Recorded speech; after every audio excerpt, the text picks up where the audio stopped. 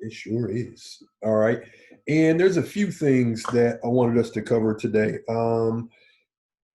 We began, with this discussion about critical thinking, and then we talked a little bit about the writing process last week. And today, as we start thinking about our first paper, I still want to just hit on a few of the basics of writing, right? We know that we have to think, when we write. We know that we have to follow a certain process, when we write. But now today I wanted to talk a little bit more about, the act of writing. All right. And our friend, the paragraph. Okay. And I know maybe this is something that we've heard a million times before, or we're hearing it for the first time, or it's something that we have to recall. But again, this is just another one of those foundational, aspects of writing moving forward. Because when you're writing an essay, if a paragraph is too long, your reader's probably going to check out. But if your paragraphs are too short, then there's a good chance that they're underdeveloped, and you're going to leave your reader, with some questions. And our job is to answer questions, as writers, not to hit our reader with them.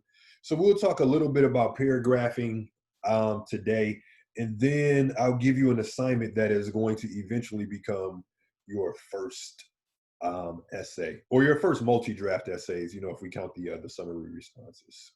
All right. So that's that. But before we talk about paragraphing, there's just a few things that man, I almost closed out of our meeting. There's just a few things that I wanted to cover before we talked about that. Yeah, man, I almost hit the wrong button.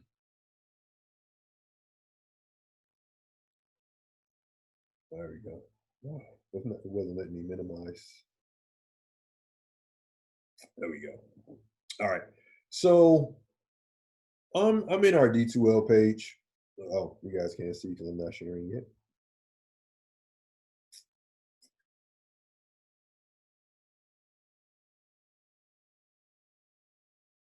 All right. Screen share is. There we go. All right. Now I'm on our D2L page.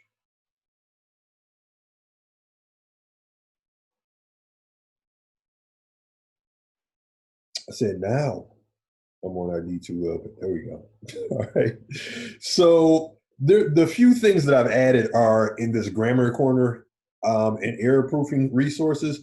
And this is a great module for just if you're struggling with certain proofreading or grammar or mechanics related issues. Check this corner. Our book is also another great resource. But if you just want just like quick lessons, here, this link, the Blue Book of Grammar and Punctuation, you just click it. It's a digital book, it's free, and I believe it's searchable. All right. Grammarly is also a great resource. And here's one of my favorites, actually, Grammar Girl. Quick and dirty tips. All right. Um, I like Grammar Girl because again, it's searchable. So if you click on it, I'll just click on it real quick. All right. If you click on it and you can search here, this is the Grammar Girl. Okay. But let's say, man, I'm having a hard time with fragments. All right. I didn't click relationships on purpose. Just all right. But again, um sentence fragments, it just gives you lessons, and they're very quick. Some of them are videos, some of them are quick reads. And I see this a lot. Can you start a sentence with which? Answer to that is no, unless it's a question. All right, but that was neither here nor there. But check out Grammar Girl. And again, here's the place you can or the section you can search right here. So basically, with most aspects of writing, you can come to this site, you can come to one of our other sites that I showed you, and you could resolve, or you can get a quick lesson, about your issue. Also, don't sleep on YouTube. Okay, YouTube is great for delivering like quick lessons.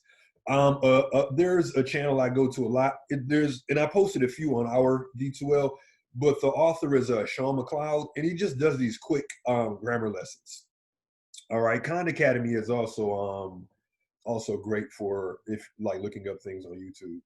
All right, Khan Academy is good for most aspects or most subjects, not just writing.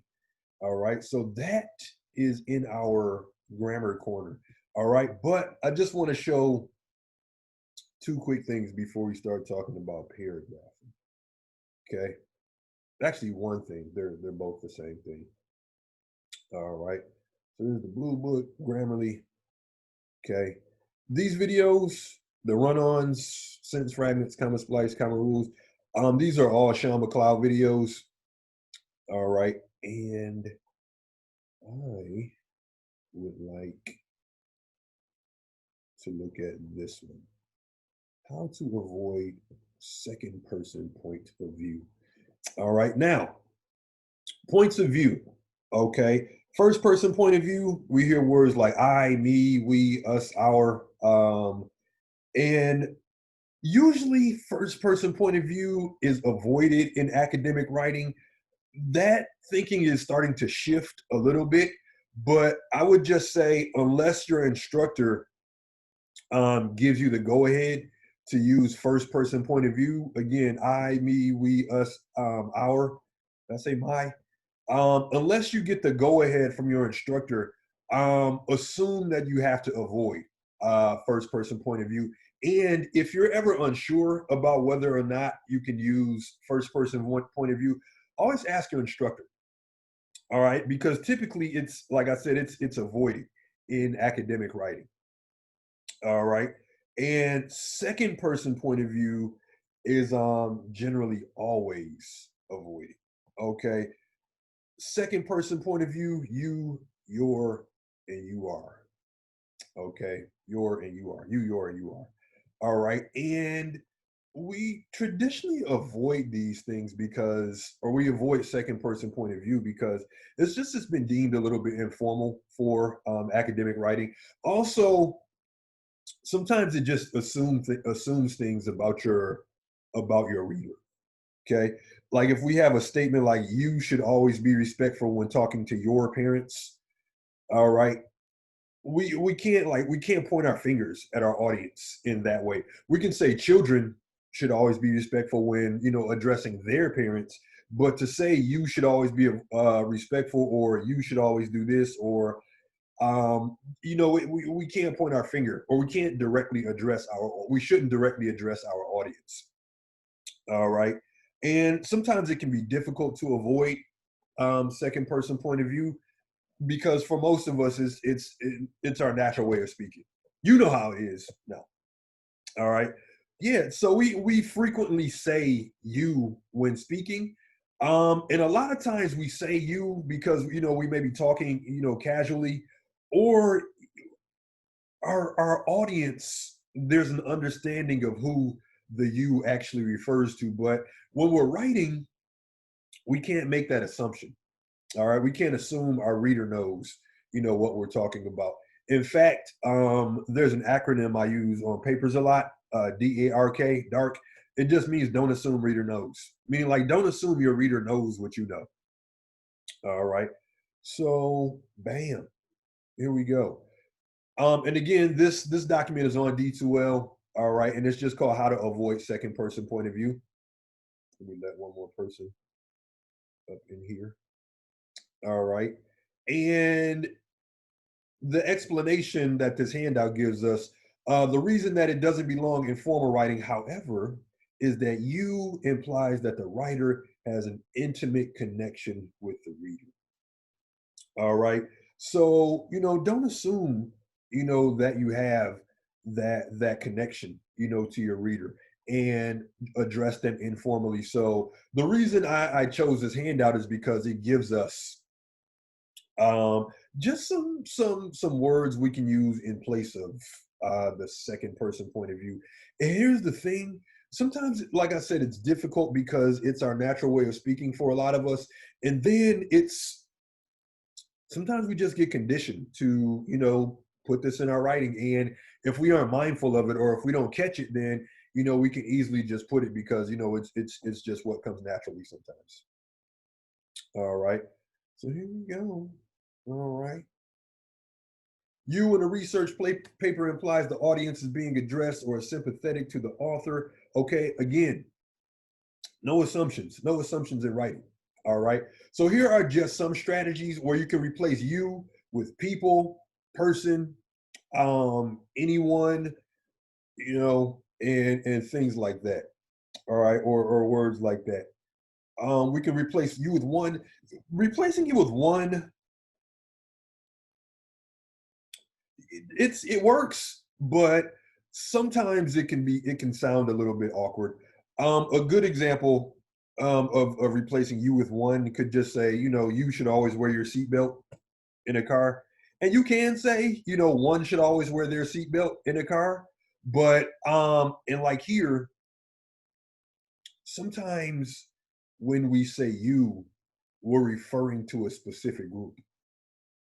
The you, we tend to use the you as being more general. All right. So instead of saying, you should always buckle your seatbelt, when driving. All right. You can say one should always, buckle their seatbelt, but we can get more specific and say, drivers should always, wear their seatbelt when driving. All right. So check out this handout. All right, about using second person or avoiding second person point of view. Again, it does give you some strategies to avoid. I just say try to mix it up a little bit. Don't find one you like and just stick to it. Like everything is one, or everything is individuals. All right, so mix it up because writing, it should be engaging, and our writing, excuse me, is engaging by the content. Our content can keep our reader engaged, but also the words we use. And even on some of the assignments I returned last week, I just reminded folks, a couple of folks, be mindful of word choice. All right, it makes a difference. Okay, just capture your reader's attention early on, but it's like you have to keep them, throughout the paper, and you'll lose them. If you're making assumptions about them, via second person point of view, but you can also lose them if you're constantly using the same words, or if you have sentences that begin the same way, or a succession of sentences that begin the same way, I should say. All right. So that handout is in the grammar corner, and it's something that I want us to be cognizant of moving forward. Just avoiding second person point of view. And again, if you're new to this, or you're kind of used to using that second person, just be mindful. Okay, try to think about what you're doing, while you're doing it. Another good way, let's just say you've done your paper, right? And now you're like, oh man, Professor Norwood, I remember he asked us not to use second person point of view. Oh, okay, I still have time before I turn in my paper.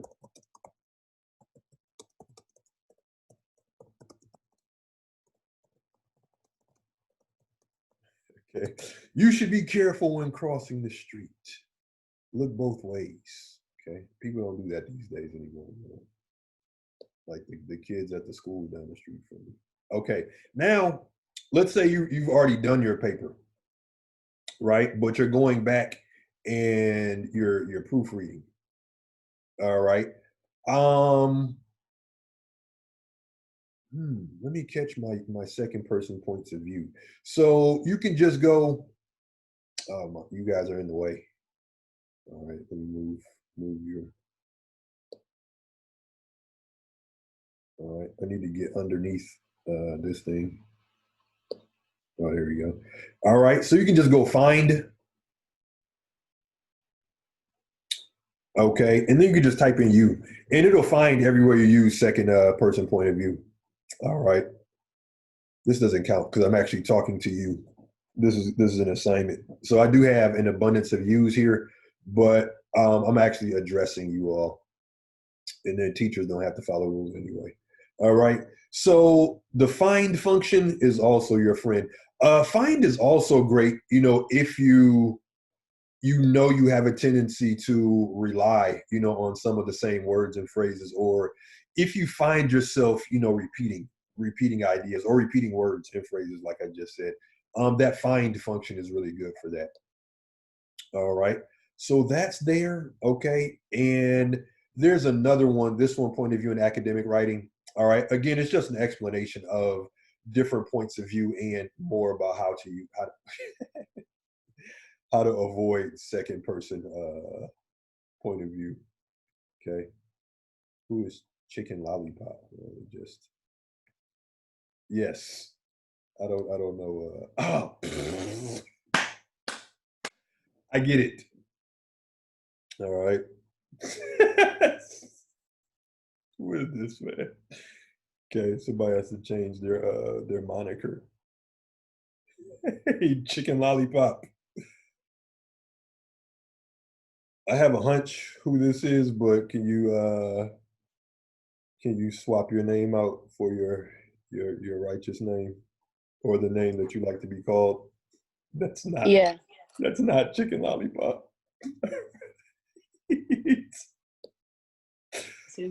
Is it okay because my nickname, Chicken Lollipop, like two chicken or like down throat, deep throat, something like that? That's just my nickname. Okay. How about using the name on your on the roster?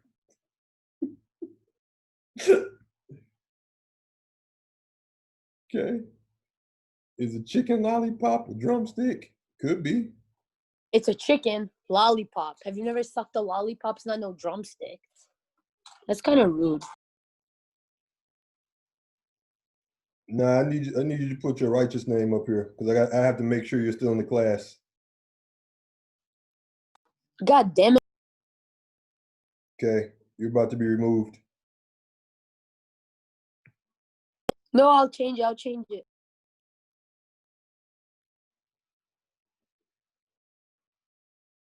All right. Now, kind souls, if we could log into our textbooks.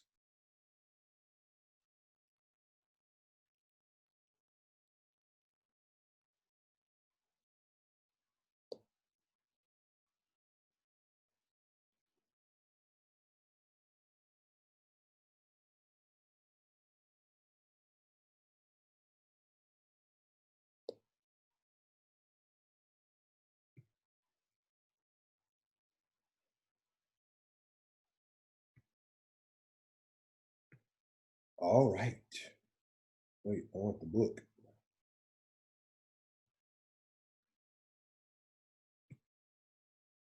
There we go. All right. Now,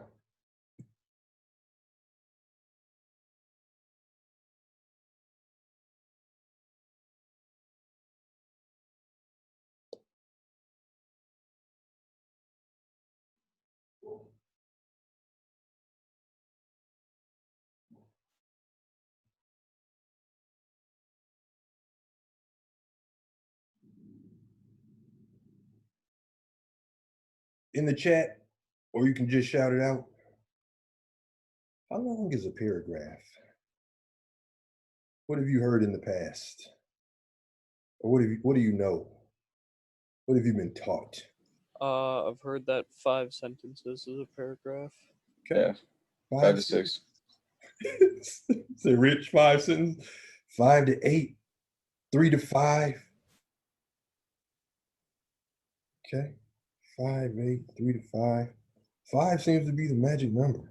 5 sentences, 4 to 6. Sounds like 5 is the consensus. Where'd you all learn that? High school. High school. Oh man. Well, first thing you learn in college, everything you learn in high school is a lie. No, it's wrong. No. 5 sentences, 7 sentences, 3 to 5 sentences, 20 sentences. No. Yes, you're right, Kai.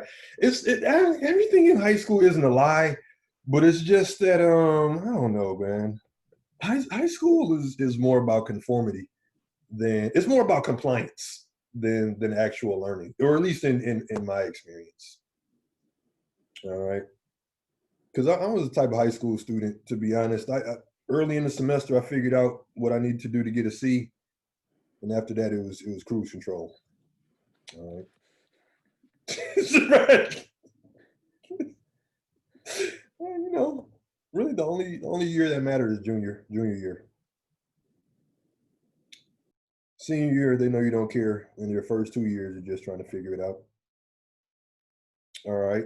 So 5 to 7 sentences, 6 to 8, 10 to 20. You said all electives. I had like 3 lunches my senior year. All right. All right. 3 lunches, a free period. Awards. A couple I just didn't go to. All right.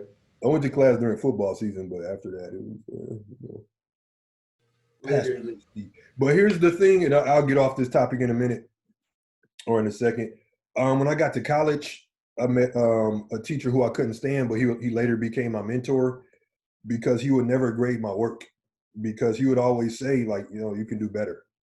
And then I fought him for a while, and then I tried, and I actually did better. So every once in a while, teachers know what we're talking about. We give good advice sometimes. All right. But I don't want to say that the 5 to 7 sentences or 8 to whatever is wrong.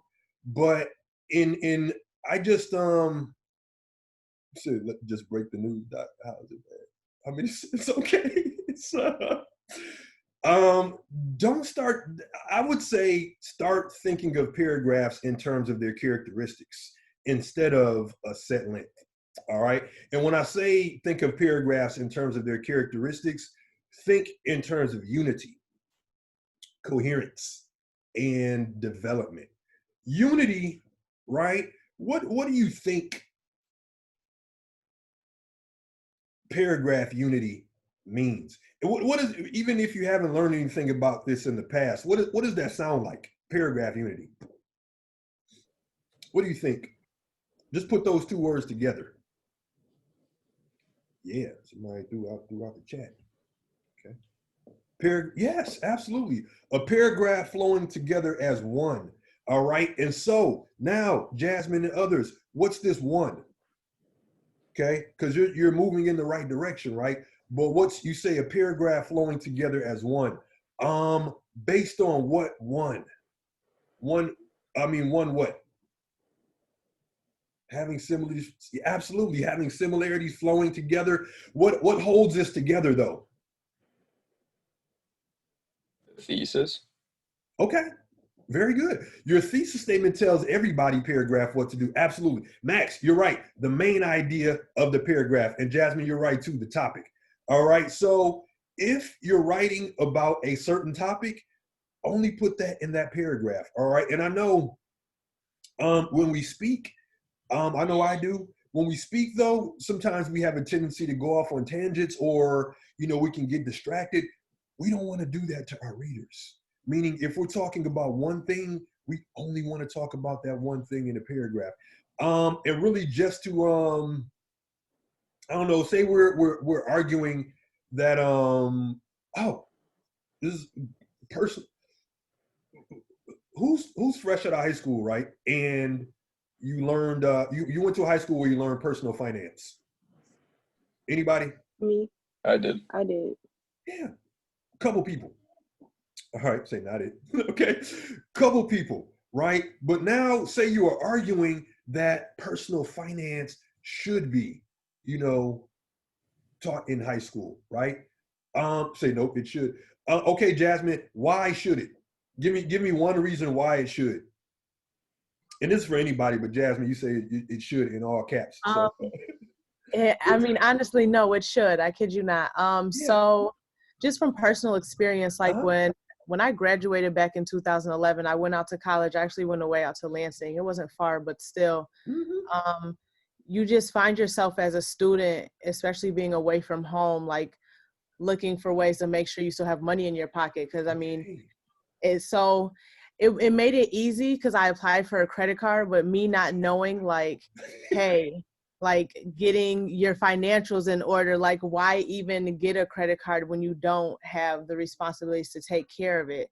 So I actually got myself into some stuff. Thankfully it's gone and over with now. Like my credit score is actually amazing right now. But absolutely, you know, if I would have learned it back then and the importance of financials and checks and balances and stuff, I wouldn't have gotten myself into that situation.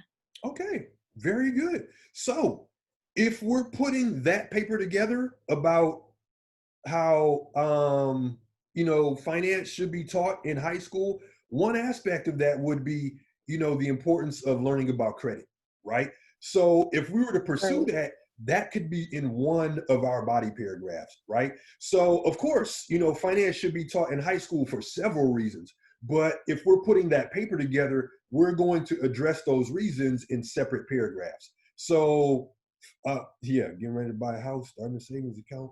Yes, all of these, okay? Credit, okay? Savings, how to manage money, right? These could be different aspects or different paragraphs, but sometimes when I read papers, there's a tendency to put all of the ideas, into one or just a few paragraphs. So really, when we're, that's all right, Max. When we're putting, just learn by doing. All right, when we're putting a paragraph together, we begin with that topic sentence, okay? Personal finance should be taught in high school because, I guess students need to understand credit. Now, we can revise that topic sentence, but we have the main idea of that paragraph, which is, just the importance of learning about credit. That's all we're going to discuss in that paragraph, right? And then, right, our next paragraph could be money management, right? Man, Jasmine, you got 401k. You thinking you already planning for the future, but that's good. So another paragraph could be, just preparing for the future, right? And Jasmine, you said credit cards. That's how they get you when you're young, because most of us, myself included, when we're young, we're just thinking about today. And for me, when I got credit cards, like, you're gonna give me $1,000 and all I have to do is sign my name and a t-shirt? But in majority high schools, like in my high school, I wish they taught it in more high schools, because I had a financial class, because they don't teach you that stuff normally in high school. Because before that class, I didn't know how to apply for a credit card. Many kids surprisingly didn't know how to apply for a credit card or build up their credit score, or know whenever you buy a car and they check it, your credit score goes Richie, down. And I'm like fresh my out of name, high school. Like my name, Richie? Yo, man. Ooh. What? About to get Don't ever use my name like that. I'm sorry, I do not know you. Please don't do that. Yo, who is Richie? Which one are you, Rich, so I can get this person out of here? I'm Richie with the little smiley face. Okay, let me lose this person, man. Like, what? What was that? Who was that? That's weird. Are trolls invading Zoom now? I thought Zoom was like a safe space from trolls. That's crazy. Somebody must be in the classroom giving out the code. Oh, yeah. Well. Sorry, no new friends. Yeah, okay. Here's the thing, though, man. This person's going to be But surprised about what teachers can do. Oh, All right, well. That's crazy. That's the world we live in very. now. That's But why- with the credit, so can a paragraph, like for each paragraph, can that bring up a new topic of like different financial things, but like in a Absolutely. different aspect? And that's where I'm going.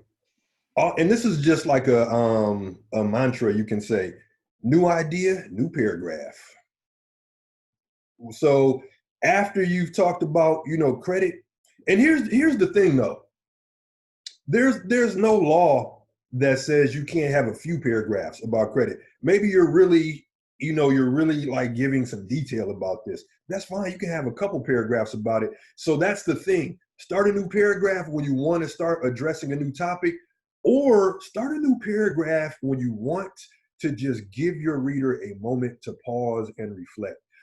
Sometimes if you're reading a paper, or look at it like this, and we've all been here, right? Imagine being in a conversation with someone and they just keep going, right? How's that conversation going to play out for you? They just keep going like nonstop, kind of like your teachers does. Your teachers, no, no, right? But like, how would that conversation play out? Somebody just droning on and on and on and on. You would tune out eventually, right? Yeah. Okay. It's like my human melatonin or something like that, right? Just put you right on out. All right. So, okay, somebody else is in the waiting room. I'm not letting anybody else in this class right now.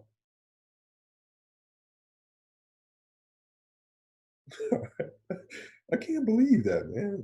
Trolling Zoom. Come on. All right. And then when you really look at it, you all are paying for this time. That's what makes it worse. All right. So, new idea, new paragraph, or when you want to give your reader a time to pause and reflect. But here's what you don't want to do. Okay? Here's what you don't want to do. Put sentences in your paragraphs that don't belong. And I'm not even saying it's a bad sentence or it's a sentence that's uninteresting, but say you're talking about that, you're in that paragraph about, the importance of credit. All right. But then you have another paragraph about like spending habits or no, you mentioned spending habits or something like that. Something that's related, but could be better explained in a new paragraph. Okay. So sometimes things can appear to be related, but always check back to your topic sentence. Meaning if I have credit in my topic sentence, that's what my paragraph is going to be about. So use your topic sentence, and I always tell students to just imagine your topic sentences like this invisible fence, right? That you can't go outside of. Everything in that paragraph should have a connection to that topic sentence. And just like in math, when they tell you to check your work, when you're done with the paragraph, check each sentence against your topic sentence, just to make sure that everything fits together. All right. And it's the same thing with the entirety of your paper. Check each body paragraph against your thesis statement. Okay. So yeah. All right. Here we go. Focusing on the main point. This is a book. Okay.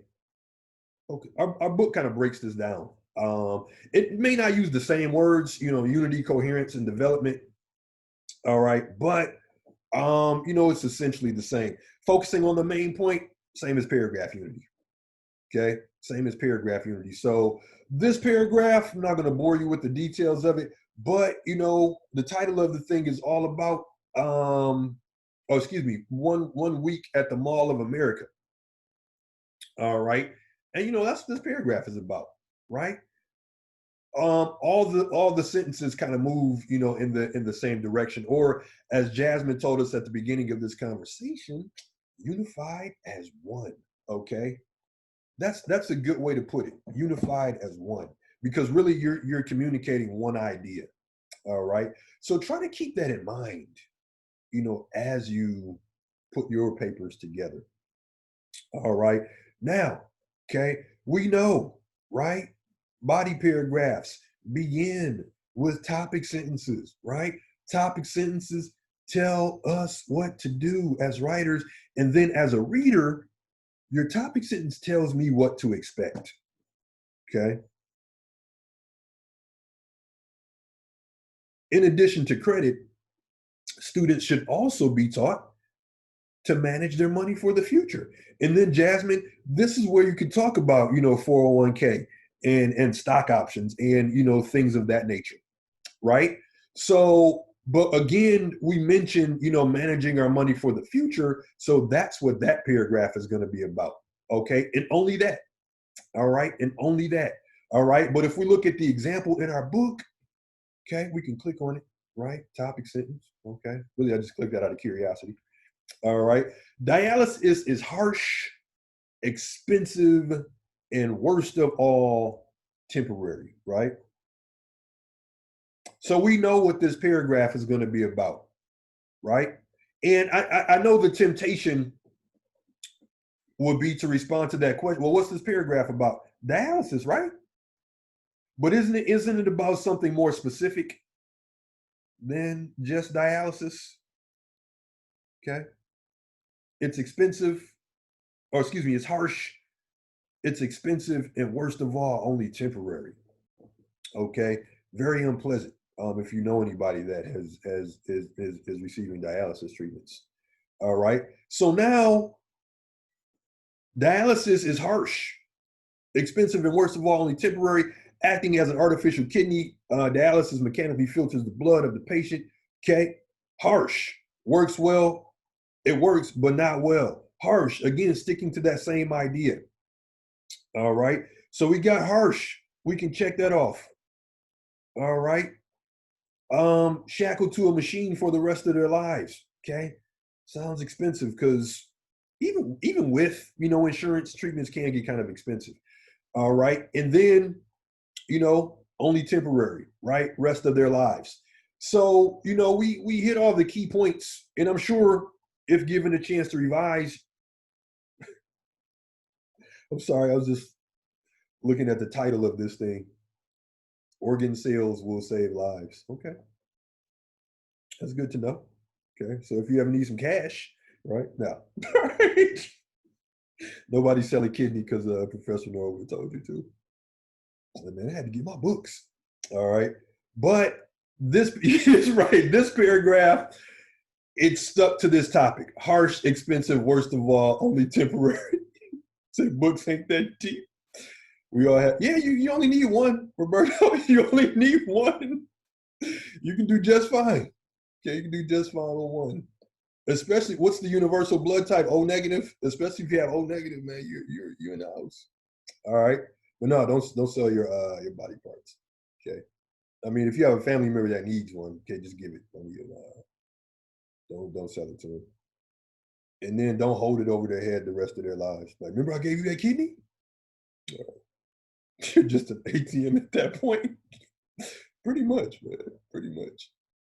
I mean, you become an ATM the moment you have kids anyway. So if you plan on having children, just plan on becoming a human ATM. Okay. All right. Now, okay. Sticking to the main point. All right. Here we go. Here's a paragraph, and we see some strikeouts. Okay. I'm on page 19 in our textbook. Now, en si habla español, Tanya Morris Barrientos notes some of the difficulties she encounters as a Latina who is not fluent in Spanish. Previous generations of immigrants were encouraged to speak only English. When someone poses a question to her in Spanish, she often has to respond in English. In other instances, she tries to speak Spanish, et cetera, et cetera, et cetera. Then we get to another strikeout here. Native Guatemalans who are bilingual do not have such problems. All right. Why do we have two strikeouts here?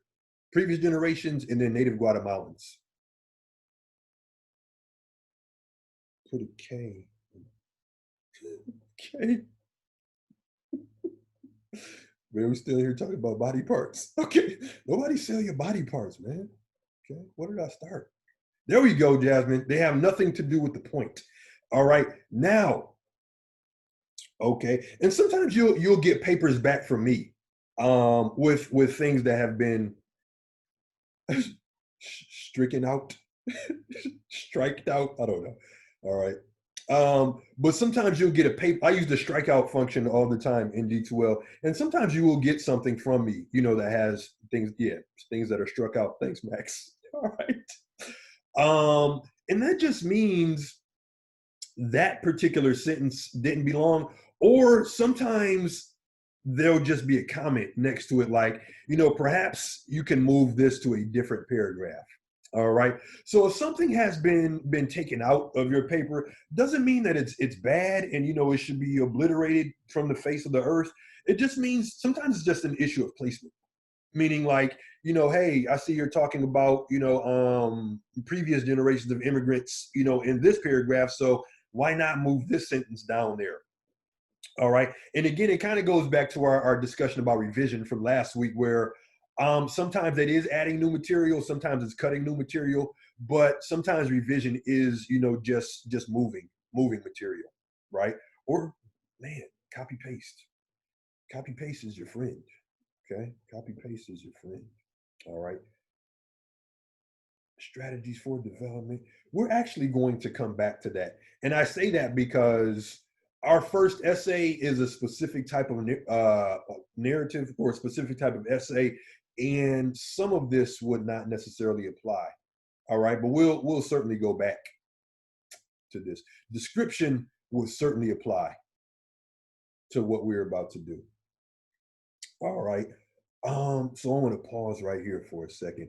Our first essay is a narrative essay, and it's an essay where you're going to be describing an experience. That was kind of an informative experience or a formative experience for you.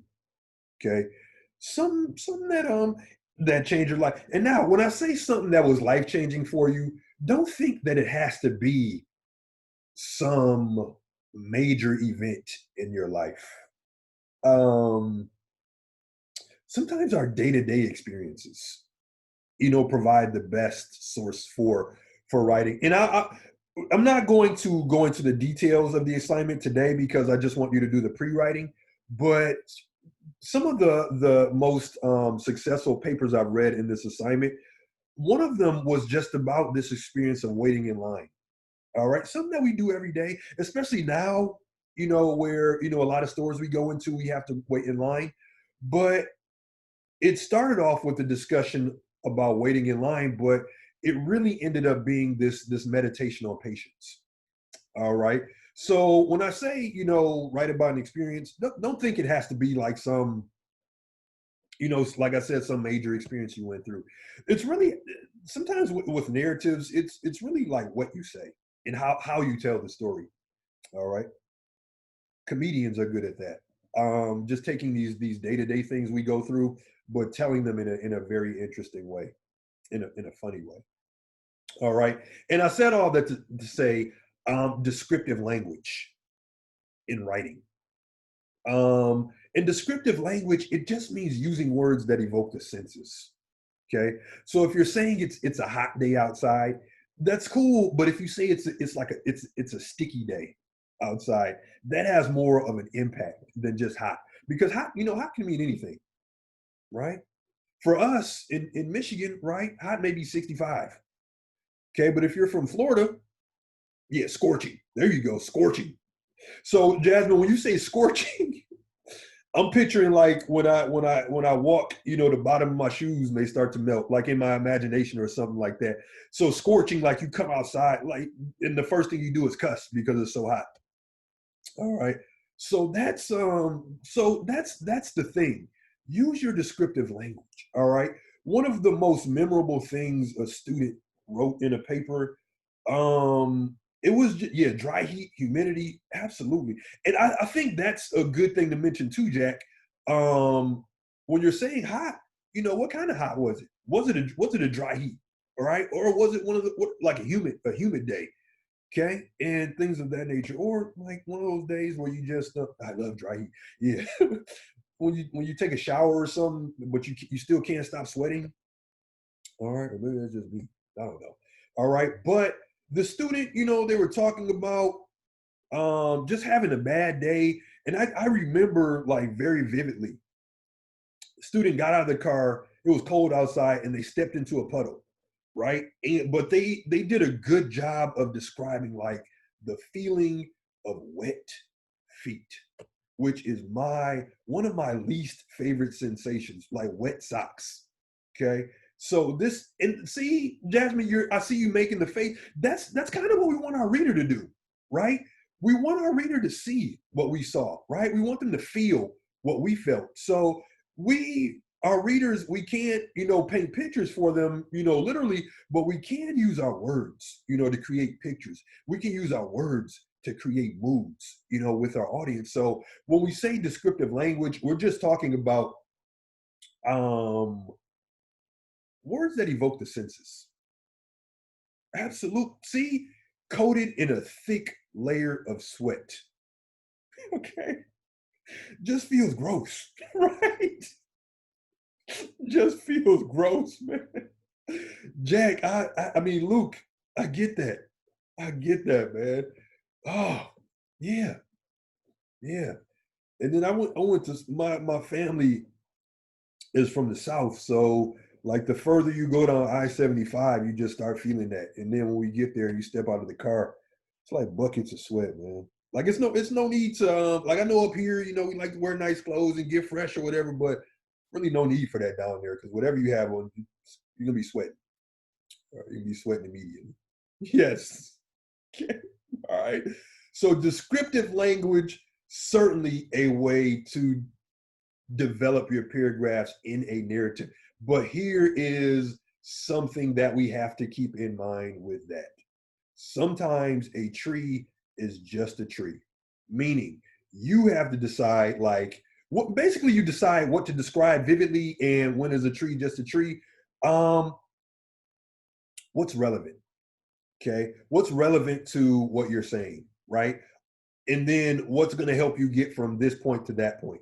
Okay, if something's relevant, another one I'm remembering.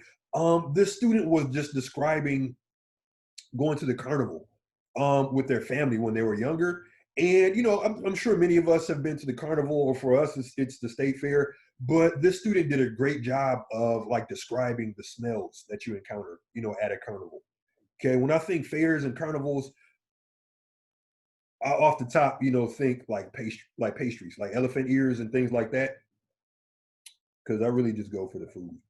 All right. All right. So yeah, think about, you know, what's relevant to the point that you're making and describe that. Try to make your reader see it. Okay. See what you saw. Okay. Or put yourself, um, allow the reader to put themselves in your shoes. That's one of the great things about writing is it can help us create empathy by, you know, really putting our reader in our shoes. Okay. And then this one, obviously narrative, we're going to have to do this. Really just telling the story. Okay. And I think one of the most important things about, you know, narrative and telling a story is using our authentic voice. Okay. Sometimes, you know, we try to sound quote unquote academic, you know, in writing, or we take the opposite approach and trying to sound too cool or whatever. Just be yourself. Okay. Just be yourself. And I say just, of course, you're using an academic tone, but that's not to say that you can't inject parts of your personality into your writing. And I think I was saying this earlier in the semester when but it's great, you know, when I can read papers and say, hey, you know, this paper could have only come from like this one person. All right. Meaning it's just unique to them. All right. So now coherence. Okay. I'll talk about this and then I'll drop the assignment on you. Then we could get out for the day. All right. Coherence. That's important. I think I may have even written it on papers because I'm just in the habit of doing this. Just work on strategies for paragraph coherence. Paragraph coherence, it really just means the flow of your paragraph. Okay. Is there a clear connection between your ideas?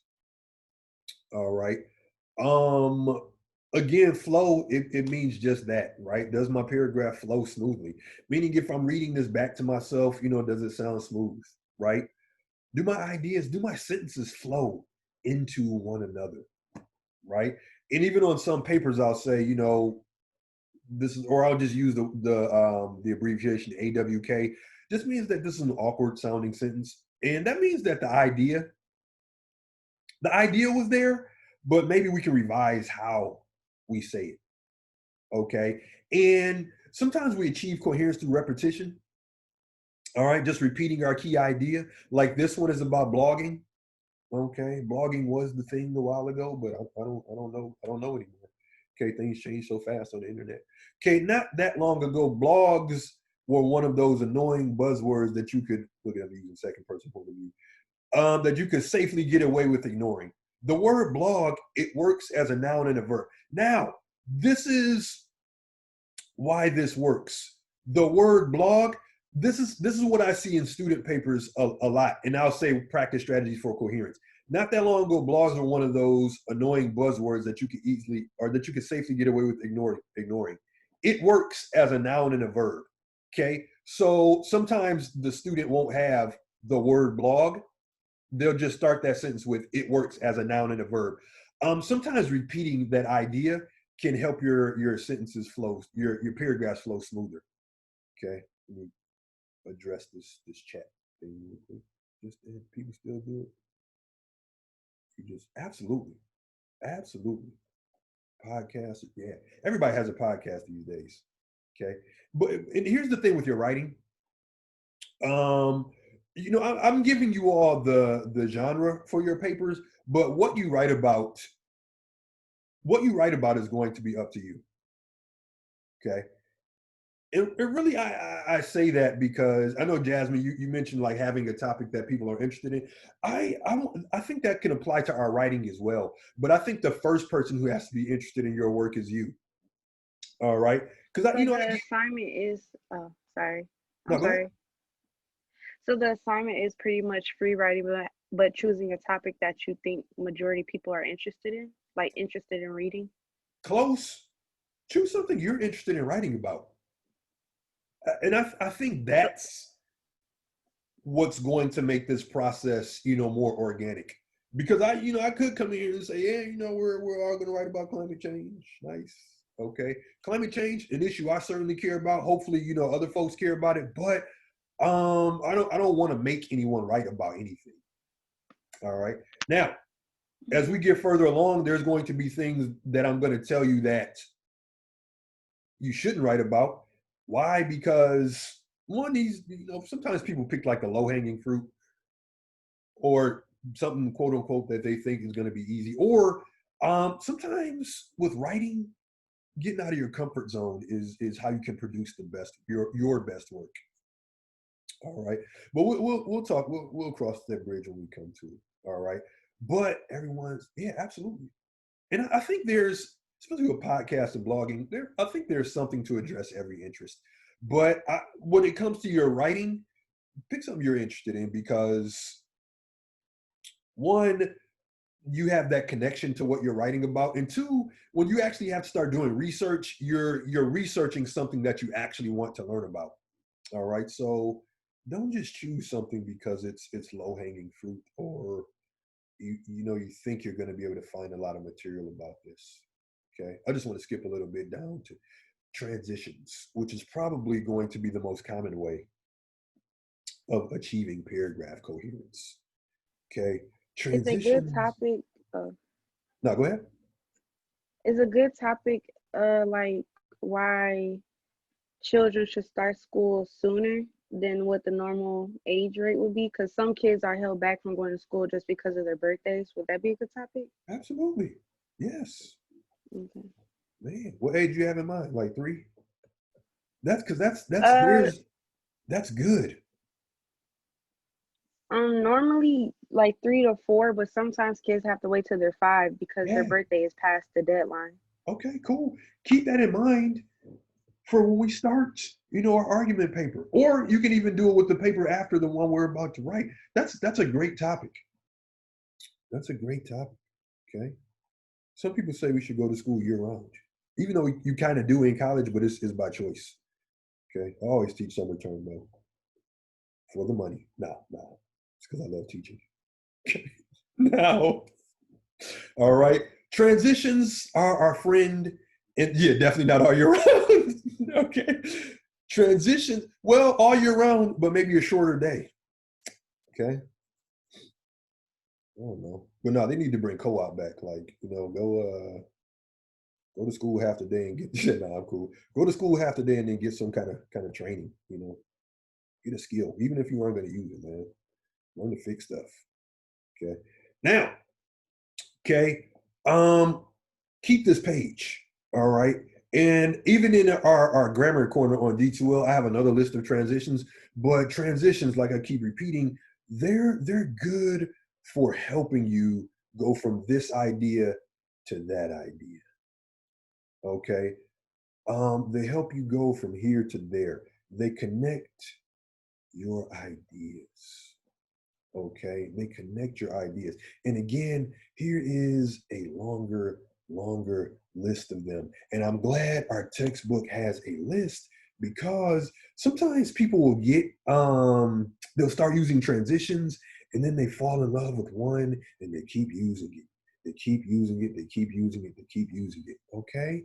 And sometimes when you're in love, man, you gotta let the other person breathe, right? Can't be around them 24/7. Okay. So, use the right tool for the job when you're using transitions. Okay. When you're using transitions. So, unity, coherence, and development. Development just answers the question, what does my reader need to know? Okay. And you develop, that's the part we bypass, but facts, examples, observations. We're writing a different style of paper, but for us, for our upcoming paper, our development is going to come from descriptive language and just narration. All right. So that's when we start thinking of paragraphs, 5 to 7, 3 to 5, all of that is right. Okay. But free yourself from that. Free yourself from a set amount of sentences and start thinking in terms of unity, unified around one idea. Coherent means it flows smoothly, and then develop, meaning it just answers that question. What does my reader need to know? Unity, coherence, and development. Okay. And then you'll know when a paragraph is long enough, right? And then if you are a person that because can you have a paragraph that's too long? Yes. Can you have a paragraph that's too short? Absolutely. All right. Sometimes when a good strategy for checking that when you're writing a paper, shrink it. Shrink your paper down, and then just look at your paper, look at the length of each paragraph. And if you see one that's too short, enlarge it again and go back in there and read it back to yourself, because it may be a short transitional paragraph, but you may have to add something to that paragraph. Same thing. If you're looking over a paragraph and it's too long, a lot of times that's actually two paragraphs that you put together as one. Okay. Unity, coherence, and development. All right. Now, before I let you get out and send you out into the wilderness today, like I said in the beginning of the semester, when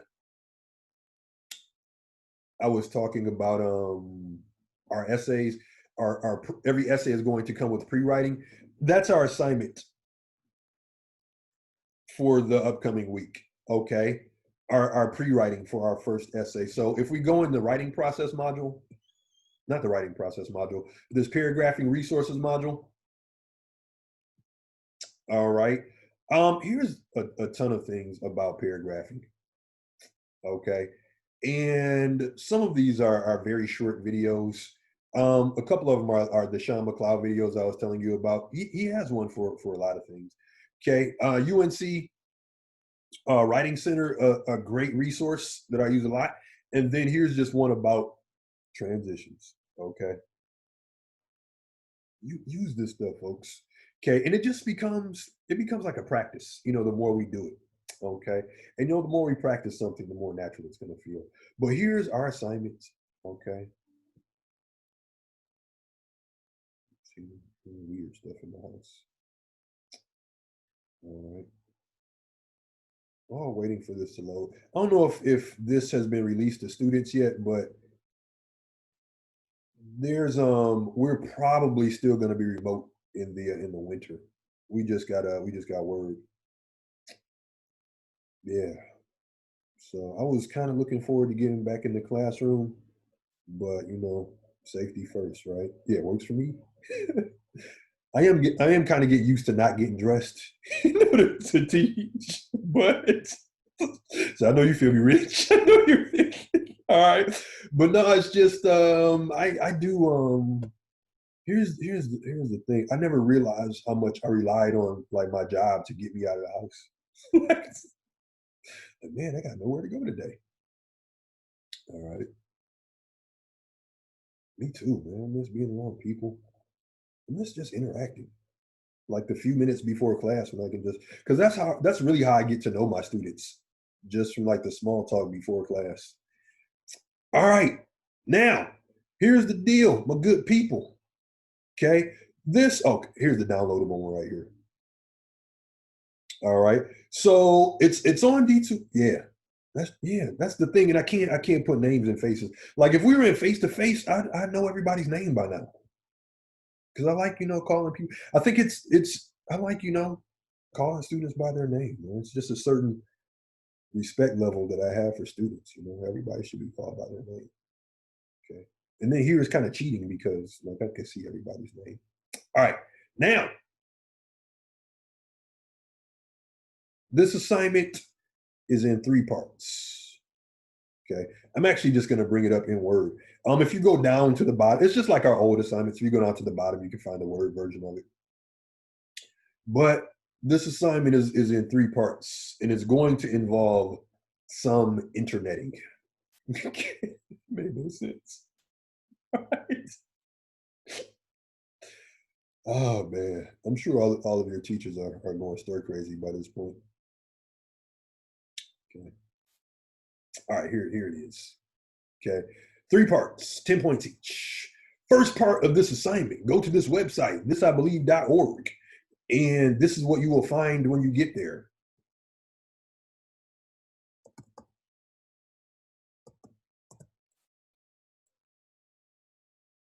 Okay, and this it's spelled believe wrong, so yeah, forgot the E.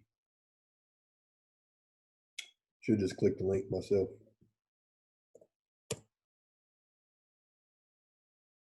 Let's spell it wrong again. Need glasses. I'm in denial. Or is it just my computer moving super slow? Okay, while that's warming up. All right, go to the website, thisibelieve.org. And when you get there, there's a lot of essays on that site. I'm talking like thousands of them. All right, your job is to find one that speaks to you. Okay. One of my favorite ones is, I forget the title exactly, but it's called I Will Take My Voice Back or something like that. And the author is Kike Alvarez, I believe. But it's written by a writer, a poet. He writes prose as well, but he's also struggling with drug addiction. All right. And yeah, Kike is, the writer that in his mind, that's going to be his salvation. But, as he's writing this, he's still an active drug user. So and I'll play it for you all next week, but it's really like this internal battle, that's going on between Kike, like the writer Kike and the Kike that wants to do good, but there's also, the addict, right? And he says, he's 2 people. All right. So that one really, here it is, really struck a chord with me. And that's what I mean. Like, and it doesn't, have to be something that you've experienced personally, but I just get that where, life isn't easy, man. But part of it is also about judgment, because sometimes we, and I'm saying we, the universal we, not like us specifically, but sometimes we have a tendency to be like overly judgmental of people. Like it's easier to judge than it is to understand. And it's really not that hard to get hooked on stuff, man. Okay. But what you all are going to do is you're going to go explore, and then you can do any one of these, but you get the most options if you go browse by theme. Okay. All right. It's always at the end that my internet's like, all right, we're done. Or maybe I should start using my other computer, man, because this has been my workhorse for a few years, but I think it's letting me know I'm pushing it. Okay. All right. We'll come back to that. Okay. So find the essay that speaks to you. Okay. So this part 1 is 2 paragraphs. The first paragraph, again, we're back in the summarizing mindset. You're going to summarize your essay. And remember, when you summarize, include the title and author. Okay.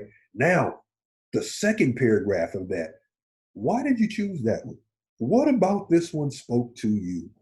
Okay. First person point of view is fine for this exercise. So you can say, I chose this one because, all right, and then go into your reason. Okay. Let's see. Okay, here we go. All right. So when you go browse by theme, whatever you're interested in, and there's something to address, most interests. All right. Like me, I would go down here like love, self-knowledge, science, just things that I'm interested in. But find something that you're interested in. Okay. And you can click on that. Most of these essays you can listen to, right? You can just, play the audio. And most of them are, between like 3 and 4 minutes. They're not like super long. Even when you read them, they're like a page, not long at all. All right. So find it, summarize it, and then tell the reader why you chose that one. So we're up to 2 paragraphs for this aspect of this assignment. Summarize the article or summarize the essay, and then another paragraph about why you chose that. Okay. Now we're moving on. Okay. You wrote about someone else's belief. Now with this paragraph, and this is really what is going to turn into our larger paper. Okay. Now that you have read about someone else's belief, think about your own.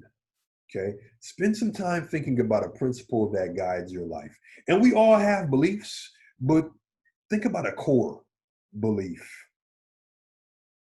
in this essay. All right. Meaning, I believe everyone is deserving of love. Okay. So my essay, I don't even want to get into it just yet. Okay. This paragraph would be an explanation, because I didn't always think this way. Okay.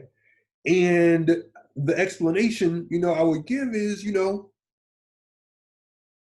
everyone is deserving of love, but, when I say everyone, that includes ourselves, right? So, self-love has to, or love, has to generate from self-love is what I'm saying. So I would continue brainstorming, but then I would get a paragraph explaining, why I believe that belief. Huh? Okay, why that's my belief. Okay, so now that you have read someone else's belief, think about a belief, think about your own, spend some time thinking about a principle that guides your life. Your belief is completely up to you. Again, make sure it's a core belief though. Okay. And it could be, I believe you should speak to people when you pass them. Something like that. Okay. But it's up to you. I would just say make sure it's your own belief. Okay. Some of us, especially those of us who are more on the younger side of things, some of us, may be in a space in our life where we're, differentiating our beliefs from beliefs that have been, embedded in us growing up. Sometimes we get to a certain age where it's like, what, that's cool. My parents taught me that. My guardians, my uncles taught me that, but that's them. I have to go, I have to figure this out for myself, as we all do in life. All right. And odds are, we aren't going to be the people our parents want us to be. Right. I mean, essentially we'll be good people, but it's just like, the stuff we're into could be stuff our parents aren't. That's cool. After you have a clear idea of your belief, write a minimum of 1 paragraph about why you chose this belief, how it influences your life, right? How do you live that belief? Okay. So now we're up to a minimum of 3 paragraphs. And again, a minimum. Okay. First 2, summary, response. Second section, your belief. And now finally, okay, this is also for me too, because this is part of how I get to know you all, but we're back to listening. Okay. As the final part of this assignment, choose a song related to your belief. The connection to your belief could be through words or a feeling your chosen song conveys, meaning the lyrics of the song don't necessarily have to be about your belief. Okay. It could be, this is the song that was playing when I learned this lesson, or this is the song that was always playing, in my grandmother's house when she taught me about X, Y, and Z. All right. So the song could be about your belief, or it could just have a connection to your belief that you are, going to explain to your audience. All right. So don't just choose your favorite song, especially if it's your favorite song right now, because that's probably going to change. But think about a song now. If it's a song that's been your favorite like for years, and you can just cut this on, when you're feeling, down, or when you're feeling happy, because the song will make you happier. Or if you're feeling reflective, whatever. Again, that's up to you. But just make sure you're putting that connection in there. All right. Write a paragraph explaining why you chose your song and how it relates to your belief. Okay. How is it related to your belief? Okay. Minimum of 4 paragraphs for this assignment. And, I'm breaking it down to paragraphs to sort of reinforce, some of what we talked about today, unity, coherence, and development. But, break this thing down. Okay. Break this thing down. All right. And when you're done, you can just upload it. All right. Into the proper assignment folder. Okay. Questions about this assignment? We got about 4 minutes of class time left. Oh yeah. Bam. Did you give us feedback? Yes. The assignments, actually your first summary response is in your assignment folder. All right. And So thanks for reminding me. it's Say what? so altogether it's 4 paragraphs. Minimum of 4. If you want to go beyond, that's cool. All right. Okay. And I have a video, a YouTube video of showing you all how to get your assignments once I put them back in your assignment folders, because now in that summary response folder, you have your original copy, and then you have the one that I put in there. All right. So give me a second after we end this conference, and I will get that uploaded along with the recording of this meeting, which I can edit out our troll. All right. Any other questions or final comments, my good people? Okay. Now, here's the thing, folks. We will not be meeting again until Monday of next week. But I'm always available in the meantime via email if you have questions about this assignment or anything else. A couple people. This is the last thing. If you want to get in contact with me, it's email me.